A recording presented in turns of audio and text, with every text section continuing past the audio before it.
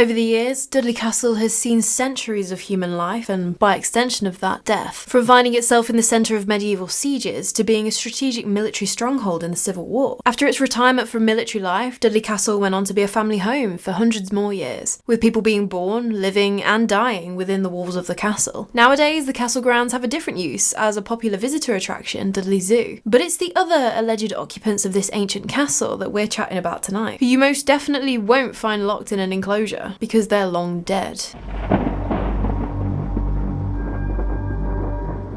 So we're going back to the Black Country again for this story. It wasn't too long ago that we were here chatting about a place not too far down the road from Dudley Castle, the Black Country Museum. But if you haven't seen that one, basically the Black Country is a general area in the West Midlands of the UK that earned its name from all the industrial bits and pieces that were going on in the area in the 19th and 20th century. It was apparently black by day and red by night. Black from all the smoke being belched out the chimneys and red from all the furnaces going at all hours. But that history, even though it's a couple hundred years old by now, is very recent compared to Dudley Castle. Because to start this story, we are going all the way back to the Norman Conquest. So in 1066, William the Conqueror comes over, wins the Battle of Hastings and starts setting up his men in the lands that he's taken over from the Saxons. The land that Dudley Castle now sits on, that was actually still owned by a Saxon at that time though, the Earl Edwin of Mercia. Edwin gets involved in a rebellion against William the Conqueror, obviously trying to drive these Norman invaders back out of the country. But the rebellion fails and Edwin actually loses his lands and his life. They're not super forgiving, are the Normans. William's out here trying to take over the whole country. He's not going to be going easy on anyone involved in a rebellion. And so because of that, King William gives Edwin's lands to a guy called Ansculf de Pickney, who builds a wooden fortress with a motte and bailey design in 1070. And motte and bailey just means the kind of style of castle. The motte is the hill which the fortified bit of the building, a keep, sits on, and then the bailey is still an enclosed defended area, but it's where the family of the castle and anyone else involved in castle life would have lived and worked. And so I'll try and keep this history bit brief.